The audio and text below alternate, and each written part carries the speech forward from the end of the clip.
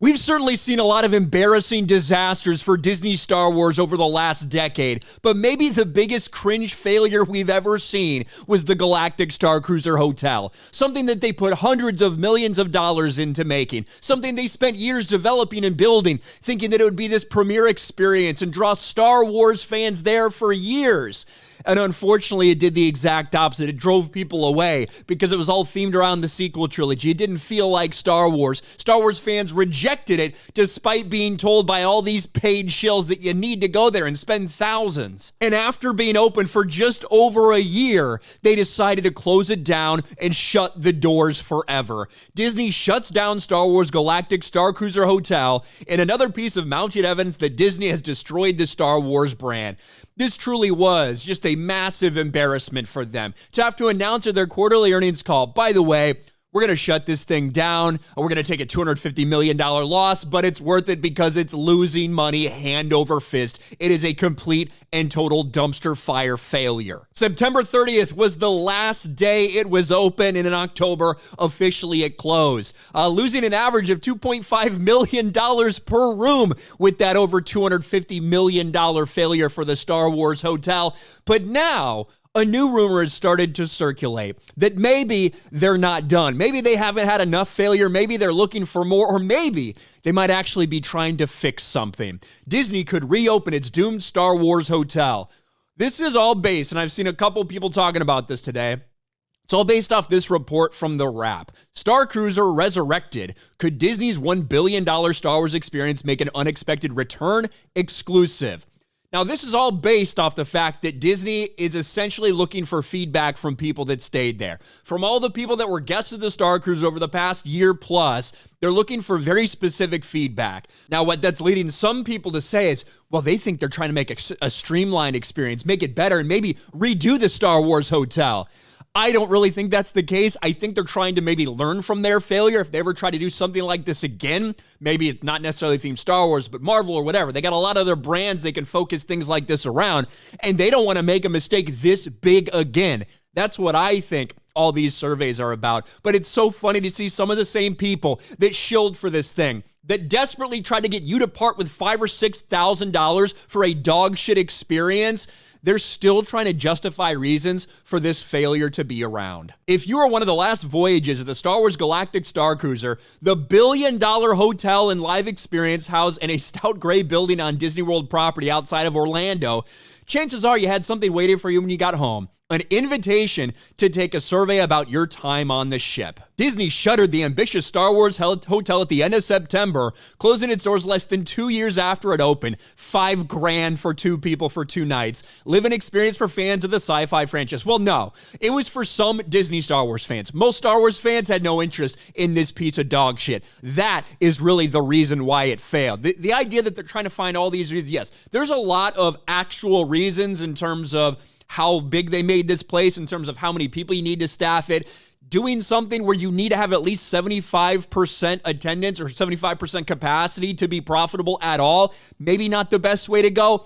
A lot of reasons why this failed, but the biggest one of all of them was that it didn't feel like Star Wars for people who actually like Star Wars. It only felt like it existed for Disney Star Wars freaks. And as they're continuing to find out with all the failures they've got on Disney Plus and with things like this, that is not sustainable. That fan base does not show up. They don't spend money, and you can't have a franchise this big, spending this much money on products like this, be successful with all the Star Wars fans that you decided you didn't need anymore and you push them away. The brainchild of former Disney CEO Bob Chapek, its performance marked by low attendance and the fact that it never turned a profit was an unmitigated disaster for Disney. But an unusually specific survey obtained by The Wrap was given to guests on the final voyages suggests to some that current CEO Bob Iger and other Disney execs may be rethinking their decision to shutter the Starcruiser completely.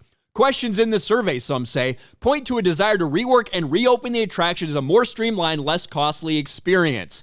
Now, the problem is, right now, they're getting a big tax benefit by just claiming this thing's a total loss, but you can't reuse any of it. You can't reopen or else you're not going to get those tax benefits. So The idea that they might reopen it is pretty crazy, but that's what some people are jumping to the conclusion of, that maybe several years down the line, they can change things, they can rework things, maybe make it an 8-hour, 12-hour, one-day experience instead of the way that it's currently set up. But a lot of questions being asked about people's stays, about what they like, what they didn't like, how they could improve it, blah, blah, blah, all this bullshit. I think it's much more likely that they want to know as much as they can, get as much feedback as they can, because they don't want, they can't have another failure like this. If they try to remake something else, maybe in California, maybe focused on a Marvel property or something like that, or pick, who knows, right? A very exclusive themed hotel like this type of experience, they want to avoid all these different pitfalls that they fell into with the Galactic Starcruiser. I think that's much more reasonable than just assuming they're going to reopen it. But in addition to finding out it never ever turned a profit, something also is interesting in this.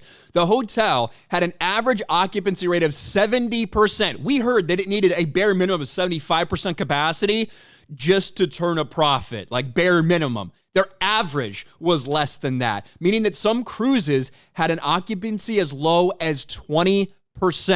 We were telling you guys this from the beginning. Remember when we said, look at all the cringe material they're putting out, look at all these cancellations that are out there? A lot of people said, oh, that's just over-exaggerated things. No, it wasn't. It wasn't exaggerating anything at all. This thing was a colossal fucking failure from the beginning. They said that there's silver linings because the people who went there enjoyed themselves. They had some repeat customers and things like that. But like I've said multiple times, like I stated in the years leading up to this and afterwards in the failure of this entire thing, you pushed away the core fan base and you made sure to tell them that this isn't something for them. They're not going to enjoy this, set between The Last Jedi and The Rise of Skywalker. Why would such a big part of your fan base come out and support this thing if it's not made for them?